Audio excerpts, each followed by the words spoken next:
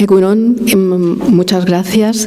El domingo, en una pausa preparando esta presentación, busqué desde el catalán traducir gracias al chat en euskera unas palabras, porque veremos que nuestro hecho diferencial, y supongo que aquí nos equivocamos si queríamos más dinero, es la lengua.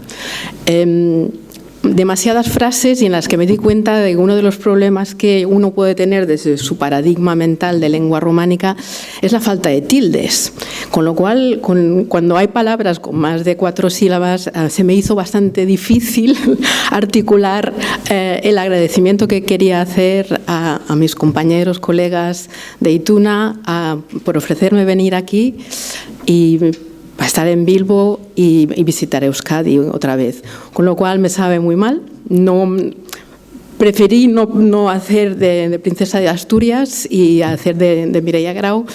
Y venga, empezamos. Cuando me planteé esta ponencia me equivoqué en dos cosas. Primero pensé que habría muchos más estudios de opinión pública sobre el sistema de financiación, o sea, los efectos que tiene en el autogobierno en Cataluña el tema vinculado al dinero. Me equivoqué, pero también es un indicador. Es decir, es un indicador el hecho de que, primero, se ha visto siempre desde una cuestión muy técnica. Yo no soy economista, con lo cual todos mis colegas politólogos tampoco lo son y habrán percibido la dificultad de captar bien la opinión pública con preguntas que no sean tan tontas como ¿está de acuerdo en tener más dinero? Pues claro, pues ¿qué vamos a decir? Pues sí. Y también es interesante ver que el relato político en los debates en el Parlamento han ido evolucionando y también han tenido este problema de la tecnicidad. ¿Cómo articular un debate que nos puede parecer muy técnico al ámbito de lo político? Es evidente que tenemos un tema de absoluta actualidad, que es cómo van a realmente cumplir con el acuerdo de investidura entre Esquerra y el PSC sobre organizar ex novo casi un sistema de financiación cuyo objetivo es singular, ¿vale? Ya iremos viendo.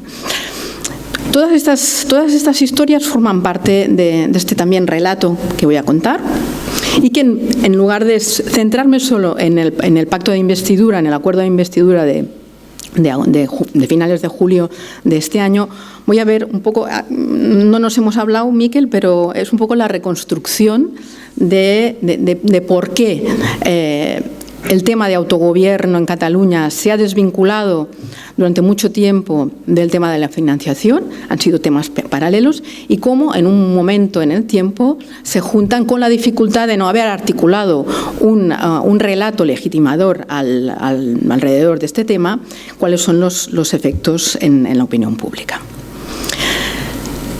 Esta es la introducción, es decir, 30 de julio, después ya parecía absolutamente imposible, pero finalmente, después de un mes y medio de intensas negociaciones, se llega al acuerdo de investidura entre el PSC y Esquerra Republicana.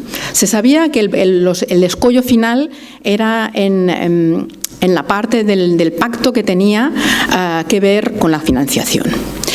Este pacto contempla cuatro ejes. El primer eje responde, evidentemente, es una respuesta a todo lo ocurrido desde el año 2017. Es el reconocimiento por parte del PSC, entiendo, de una solución al conflicto político y la introducción de la idea del diálogo y la negociación. Y eso también implica diálogo y negociación en el impulso de un sistema de financiación que el acuerdo pone que es singular y que en principio en algunos puntos se significa como que tiene que avanzar hacia una plena soberanía fiscal. Además, este pacto también comporta un refuerzo cognitivo y político sobre el aspecto, digamos, de reconocimiento singular de Cataluña, que es el uso del catalán en el ámbito social y educativo. Y finalmente, un aspecto más político, Esquerra Republicana quería asegurar una cierta continuidad en las políticas públicas más innovadoras que había puesto en marcha, especialmente temas de feminismos, temas de ingresos mínimos vitales, y de ahí ese punto cuarto. La reacción política general al punto 2, el impulso del sistema de financiación singular, pasa desde la incredulidad absoluta a la indignación. Y la indignación desde sectores cercanos o del PSC y del Partido Socialista Obrero Español, de cómo puede ser que se haya pactado una independencia en el fondo. Es decir, no vamos a dar una independencia institucional ni política, pero es evidente que lo que en Cataluña llamamos la clau de caixa, ¿no?, la llave de la caja, se da. Vamos a ver, ahora ya vamos al hilo histórico, porque este es un punto de novedad en la agenda gubernamental, o la agenda política, más bien dicho, de cómo se ha ido construyendo la relación entre autogobierno y financiación en Cataluña. Este punto de partida quiere decir que, a ver, ¿en qué medida el autogobierno se ha vinculado a la suficiencia de recursos económicos? Es evidente que estoy aquí hablando a una audiencia que lo tiene clarísimo, y hemos visto en tu exposición que va de suave, es decir, que existe. Pero eso no siempre ha sido así. Voy a ligar esa presentación al concepto de autogobierno, que yo lo entiendo que tiene dos patas. Una pata es la extensión y la otra la intensidad. Lo veremos. Y este cambio o esta construcción entre autogobierno y financiación también tiene muchísimo que ver con el modelo de Estado de las autonomías y sobre todo con el papel del Gobierno central en relación al autogobierno. El objetivo final de todo esto es reflexionar, contribuir a entender el uso y las referencias de los distintos conceptos que ha habido en el debate desde los 80 hasta la actualidad. ¿Qué es lo que ha variado? ¿Cómo lo ha percibido la ciudadanía? ¿Qué conceptos han entrado y han salido del debate? ¿Y por qué? Y, como decía al principio, lo más sorprendente del tema es que, a pesar de ciertos momentos de intensidad de debate en el Parlamento, el tema de la financiación no ha sido un tema popular desde la perspectiva de las encuestas, y como también supongo que sabéis, en Cataluña hay un CIS catalán, es decir, el propio gobierno hubiera podido pensar en llevar a cabo encuestas para captar aspectos más allá de si estás a favor o no de tener más financiación. El autogobierno y financiación. Este es un tema absolutamente de debate conceptual y metodológico. Como bien decían en la presentación, el año pasado, en la obertura del año académico del Institut d'Estudis Catalans, expliqué que uno de los grandes problemas de los conceptos sociales es que no tienen un consenso académico sobre lo que son. Son conceptos que conllevan valores, ideas políticos, y si nos miramos lo que dice este autor o este otro sobre lo que es el federalismo o la descentralización, veremos que los elementos que incorporan para definirlo son distintos. Por lo tanto, un mismo país puede entrar, en función de quién está analizando el federalismo, en una categoría o en otra. Y lo mismo pasa con la descentralización.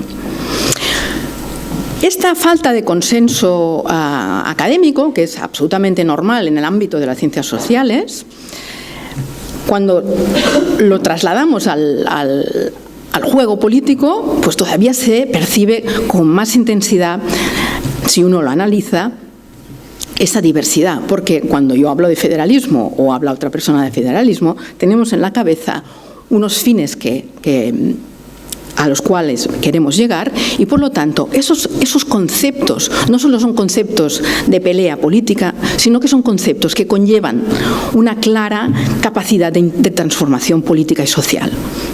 Y entonces estamos utilizando el mismo concepto, pero nuestros puntos de destino son distintos, muchas veces sin darnos cuenta de ello.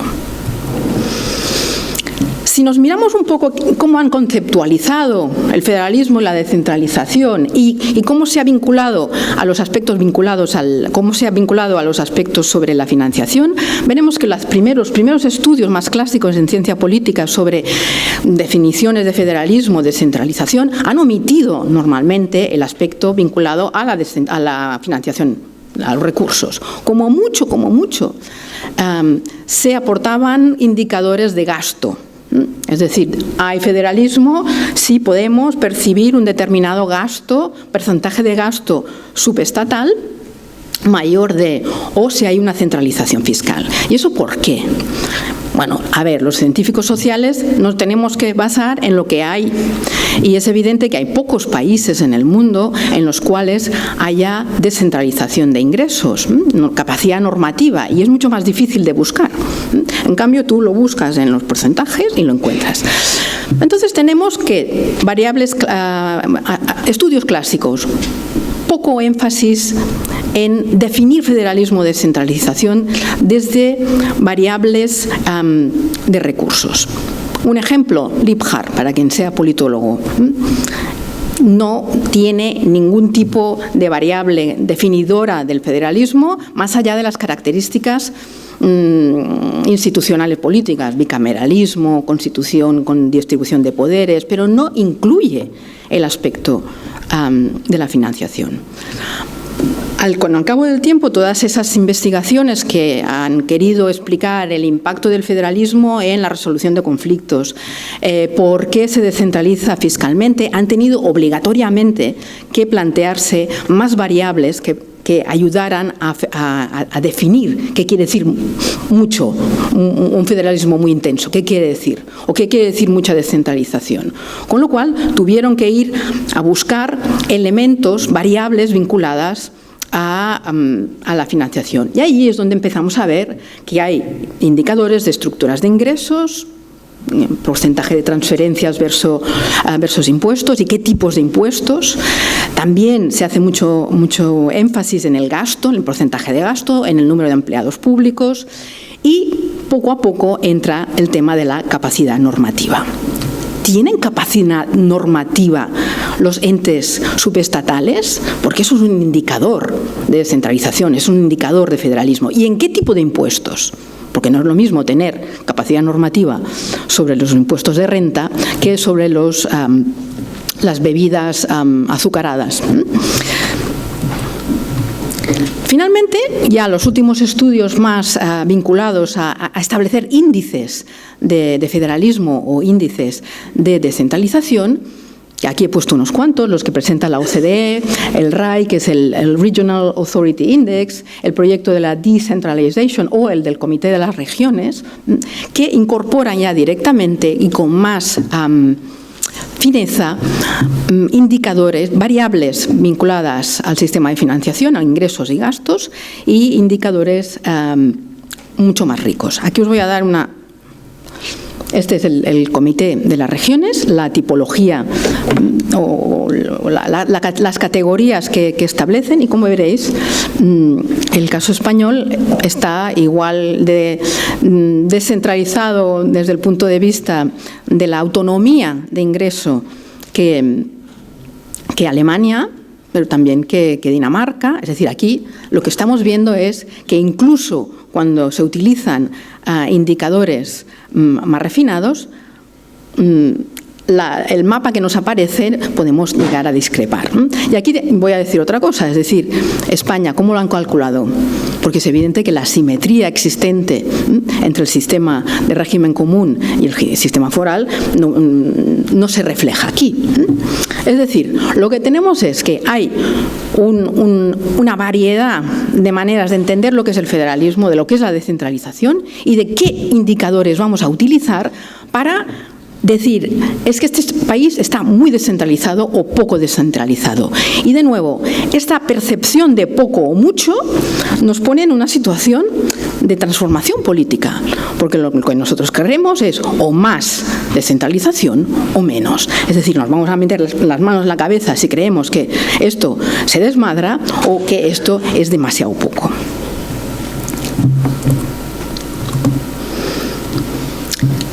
El debate académico de las características esenciales del concepto de federalización, federalismo, han ido, como he dicho ahora, pues esto. Yo creo que esto es lo que ya he acabado de decir, vinculados a la idea de la autonomía efectiva. Es decir, cuánto y a partir de qué estructura podemos decir que estamos hablando de un país muy federal, poco federal, muy descentralizado, poco descentralizados.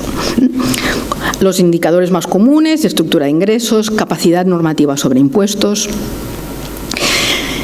Estos son los dos grandes las variables de las cuales se sacan indicadores. Y mi pregunta siguiente es, ¿y cómo se ha reflejado este debate académico? Aunque la gente no sea consciente que es un debate académico, sí que ha traspasado el debate político sobre la financiación, porque normalmente cuando se opina, los opinadores del sistema de financiación son evidentemente académicos y normalmente economistas o gente de derecho tributario. Este punto, es decir, cómo en Cataluña se ha trasladado este debate sobre cómo medir la descentralización, cómo decir, si queremos más autogobierno, ¿qué tenemos que pedir? ¿Más competencias? ¿Más dinero? ¿Más impuestos? ¿Más capacidad normativa? Lo que veremos es cómo, ahora lo voy a ligar, cómo este concepto de autogobierno, que puede diferir en función de nuestra posición política, tiene que ver con los consensos sobre la diversidad. Como os decía, yo entiendo que el autogobierno tiene dos dimensiones. La primera es la extensión. Es entender en qué ámbitos, en el momento inicial, vamos a aceptar que pueda haber diversidad. Y cuando digo diversidad de respuestas políticas. ¿En qué estamos de acuerdo? ¿En qué vamos a tolerar que haya diferencias normativas, institucionales y políticas públicas en un mismo territorio? ¿Vale? Pensemos, pues, el momento años 80, 1978-79. ¿Qué es lo que se acepta que las comunidades autónomas puedan tener y que puedan regular distintamente en principio? ¿Qué es lo que entra ahí? ¿Qué hay en ese paquete? En ese paquete hay cosas distintas. En el caso vasco hay el tema del concierto y en el caso catalán ya veremos lo que hay. Pero esto es aplicable a todos los sistemas políticos del mundo. Es decir, en el momento en que hay una descentralización o que las distintas entidades deciden formar un conjunto, hay unos ámbitos en políticas públicas en los que se va a aceptar que haya diversidad. Y nos encontramos con que hay países en los que, por ejemplo, el derecho civil es innegociable, es decir, no va a haber diversidad, y en otros hay diversidad. Esto es otra característica del sistema español, es decir, hay distintos derechos civiles y no pasa nada. Pero ¿hay distinta política de código? ¿Hay distintos códigos penales? No. Es decir, este es el punto de partida, extensión del autogobierno. ¿En qué estamos mínimamente de acuerdo en que pueda haber diversidad? Pero luego está la otra pata del autogobierno, que es la intensidad, que nos vamos a referir al grado de diversidad. ¿Cuán distintas pueden ser estas políticas públicas, estas decisiones públicas? ¿Vamos a tolerar una gran diversidad en todas ellas? ¿Vamos a ser Estados Unidos, en que el aborto en función de cada estado puede llevarte a la cárcel o puede llevarte a un hospital público? Este grado de intensidad, esta tolerancia o esta promoción o este frene está establecido por unos límites. Estos límites responden al papel que va a tener el gobierno central, en nuestro caso, en la modulación de esta intensidad. Es decir, intensidad quiere decir cuánta diversidad puede aceptarse y cómo van a cambiar estas percepciones de la intensidad y de la... A veces la queremos más y a veces menos. Un ejemplo muy concreto. En Alemania llevan desde su momento constitutivo que los Länder tienen competencias plenas en educación. Y eso quiere decir que los Länder pueden establecer el calendario académico que les dé la gana. ¿Qué ha pasado? Pues con los cambios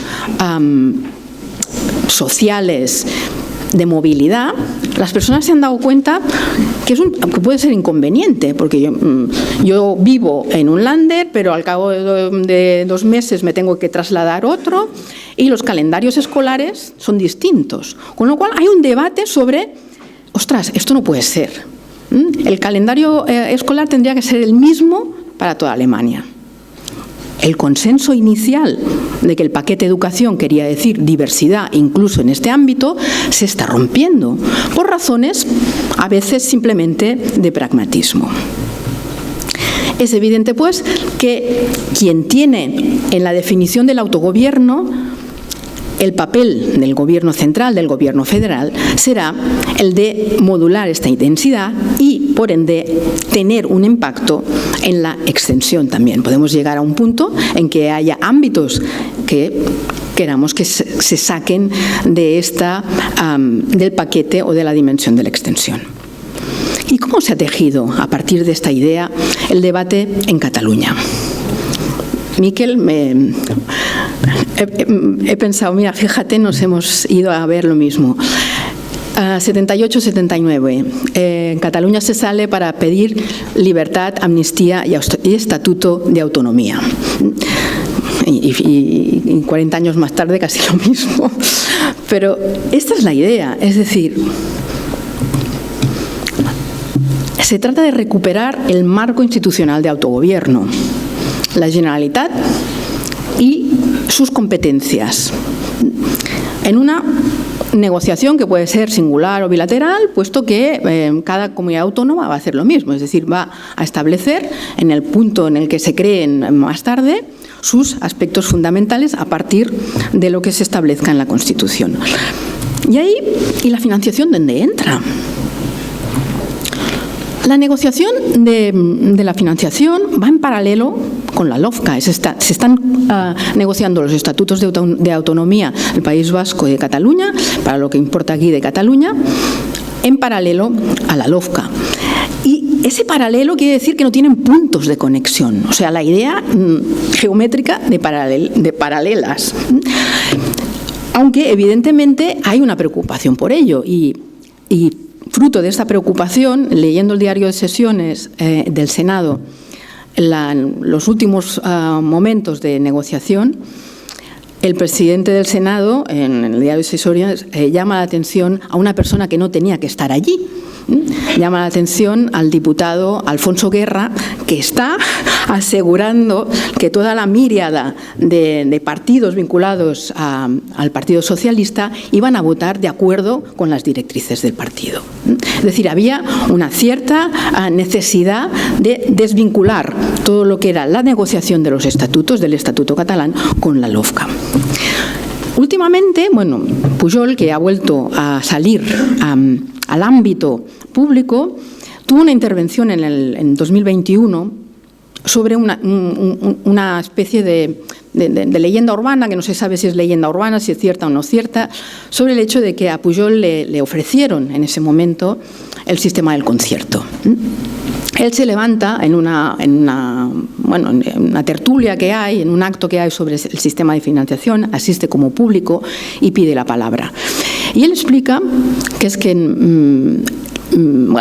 es mentira que lo rechazara y que lo que ofrecieron era, a ver, ¿cuál es el hecho diferencial catalán? La lengua, centraros en la lengua, las dos cosas no. Entonces él cuenta, ya veremos, ¿no?, o en algún momento en la historia quién puede llegar a decir si esto es cierto o no, pero de nuevo esos aspectos, es decir, ¿qué es lo que más importa en ese momento? El tema de la financiación es evidente que está en el estatuto, que se aseguran tener recursos para llevar a cabo los servicios, pero no se plantea más allá de eso, y de hecho el punto focal en ese momento es el consenso sobre la lengua, consenso que va desde los nacionalistas al Partido Socialista por razones distintas, pero consenso en apoyar la lengua como signo de identidad. Ese momento inicial, pues, se asume una suficiencia financiera y se asume el papel del Gobierno central y la centralización fiscal que comporta. En 1996 se da el primer cambio, el primer aspecto que entra, como mínimo, en el debate político, que es que la extensión del autogobierno incluye por primera vez, en el caso lo pide Cataluña y se va aumentando, la capacidad normativa. En esa dimensión de la extensión del autogobierno, la capacidad normativa en ámbitos tributarios no existe. Es decir, no en lo que, digamos, importa. Pero a partir de ese momento, se empieza a dar vueltas a la necesidad de aumentar la capacidad de decidir sobre los impuestos. ¿Cómo se traslada al debate político? Pues de dos maneras. Desde perspectivas más nacionalistas catalanas, desde la perspectiva de la autonomía. Es decir, queremos tener capacidad de decisión sobre los impuestos porque es un elemento esencial del autogobierno, y desde perspectivas más progresistas se pone el énfasis en la corresponsabilidad fiscal, es decir, en el énfasis en la rendición de cuentas y en la visibilidad de la acción gubernamental. Es decir, se conjugan desde ópticas legitimadoras distintas la inclusión en el ámbito de la extensión del autogobierno aspectos vinculados a la capacidad normativa. Existen, pues, a partir de ese momento se dan tres momentos clave en los que ya no solo queda este debate dentro de las negociaciones políticas, sino que empieza a haber alguna encuesta, con lo cual entiendo que es un indicador de que ese debate empieza a formar parte de la agenda pública.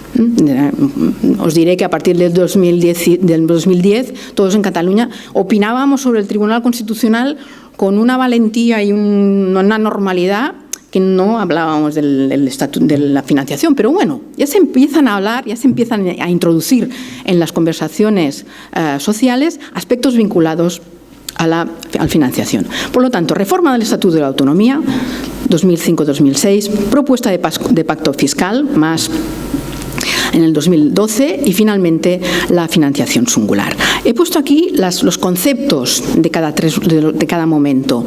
Reforma del Estatuto de Autonomía, énfasis en la insuficiencia de recursos, énfasis en la autonomía efectiva y énfasis también por primera vez, de forma muy clara, en la falta de cumplimiento de las inversiones estatales. Lo estamos planteando en ese punto desde la perspectiva de la bilateralidad, pero en el marco de la reforma del Estatuto, es decir, con lo que Miquel señalaba, desde Cataluña siempre se quiere reformar el Estado. Propuesta de pacto fiscal 2012, después de la sentencia del Tribunal Constitucional, en la que más pide la máxima autonomía sobre la fiscalidad, sobre los impuestos, gestión, más control, y plantea una negociación política bilateral, fuera de los marcos, digamos, ni estatuto ni nada, es decir, nos sentamos y hablamos. Acaba.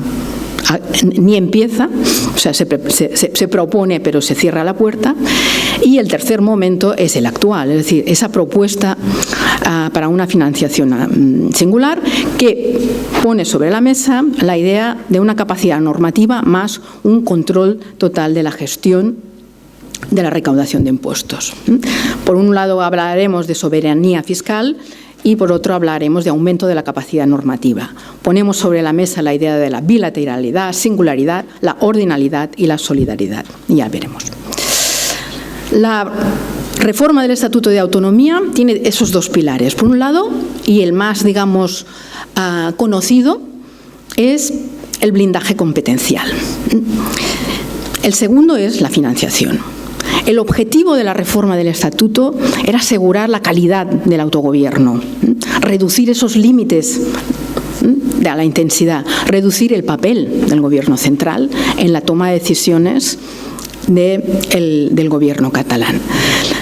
Visto en perspectiva, la reforma del Estatuto tenía un diagnóstico, por una parte muy bueno y por otra parte muy malo.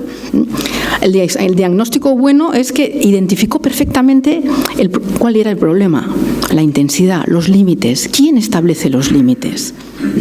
¿Y qué instrumentos hay para establecer límites a esa voluntad de diversidad en respuestas políticas?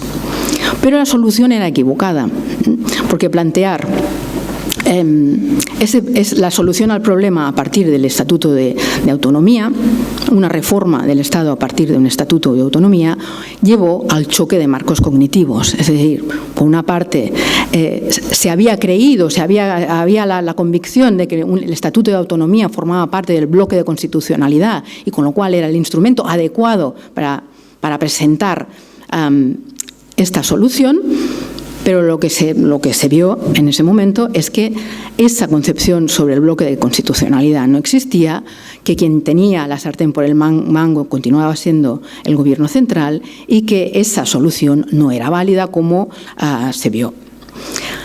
En lo que se refiere a los argumentos del Estatuto o en el debate sobre el Estatuto, de la reforma del Estatuto, se hizo hincapié en las bases materiales, es decir, autonomía efectiva. ¿Cómo vamos a tener, independientemente del nivel de competencia que tenemos, cómo vamos a poder ejercer si se está dando una insuficiencia de recursos? Otro punto que se pone de manifiesto es esa voluntad de ir a un sistema más justo y equitativo, y se hace referencia al déficit fiscal. Y eso es un aspecto importante. La mezcla, a veces, entre sistema de financiación y déficit fiscal. En esos momentos entra el gran debate sobre las balanzas fiscales. Algunas, iré rápido. La reforma habla de, sobre todo, insuficiencia de recursos, plantea más autonomía fiscal, la creación de la Agencia Tributaria Catalana, la ejecución de las inversiones estatales, el déficit fiscal percibido como excesivo o ilegítimo.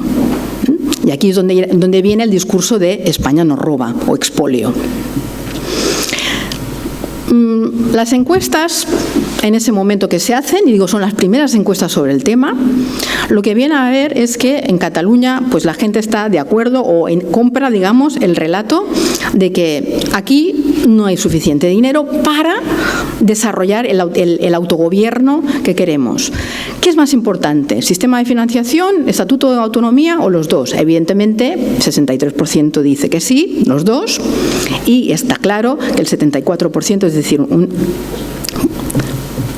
bueno, va igual. Es decir, que hay un 75% de la población que entiende que el sistema de financiación es insuficiente.